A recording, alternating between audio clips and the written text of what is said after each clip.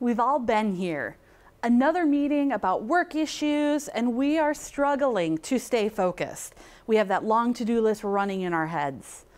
But what if we could find a way to get more work done while simultaneously being present in the meeting? With technology, that's possible. When we think about meetings, researchers often define meetings as either completely face-to-face around a table or completely virtual via video or phone conferencing. But this either-or distinction doesn't actually work in what today's world looks like. Instead, most meetings look like this. We see discussions taking place while members have mobile phones and laptops open. Participants are referring to or looking up information that they need, reaching out to absent members for updates, and potentially working on other tasks from their to-do list.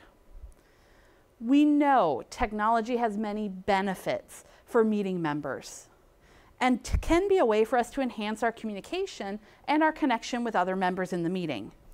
However, even though there are all these improvements available to us, meeting participants are often distracted and find ways to pass the time, which used to be by doodling, but now is often by turning to technology. And this is evident in the idea of multi-communication. Multi-communication is defined as using technology to have two or more conversations at once, such as being in a meeting conversation while also emailing or texting someone else. Multi-communication is a specific form of multitasking. Where multitasking focuses on juggling tasks and trying to get a bunch of things done at once, multi-communication is about juggling people and conversations. Instead, we're trying to keep our people straight. And by doing so, we often struggle to balance these two conversations and keep it straight. Now, for some of us, this may sound awesome. People who multi-communicate would agree with you. They note benefits such as increased efficiency by having fewer meetings, being constantly available to people who need them, and getting more done by being able to be in two places at once. And most multi-communicators feel they're really good at this. But the other person often disagrees. When asked about a conversation where a person was engaging in multi-communication, people said they noticed a lot of mistakes made, they felt ignored, and questioned how important they were to the other person, and especially if that multi-communicator started the conversation. This can be very problematic for meetings. Though organizations often focus on productivity and efficiency as their main goals, anytime where people are working together, there is a need for relationships. And the quality of those relationships impacts how well the members work together and get things done. So when we think about multi-communication in a one-on-one conversation, we can easily tell if someone's multi-communicating because it's one person. The delayed responses, the distracted eye contact are evident during the conversation and leave us asking, hey, are you there? Are you still listening? But meetings are a unique setting.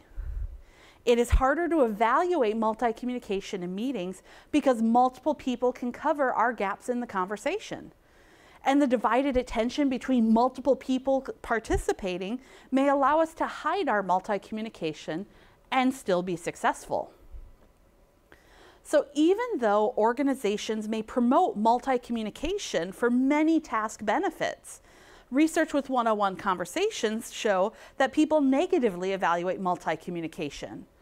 However, it is unclear whether these negative evaluations actually happen during a meeting, given participants are balancing their organizational requirements and their interpersonal ones. And so this led to the research question I was interested in. How is multi-communication viewed by other meeting members? Though individuals who choose to multi-communicate note all these positive benefits, the perceptions of these other members could impact the meeting and the relationships overall. So to explore this, I ran an experiment with students using 4 videos in pre-recorded meetings. We had one actor named Sam, dressed in blue, who was texting during some of the videos about weekend plans with a friend.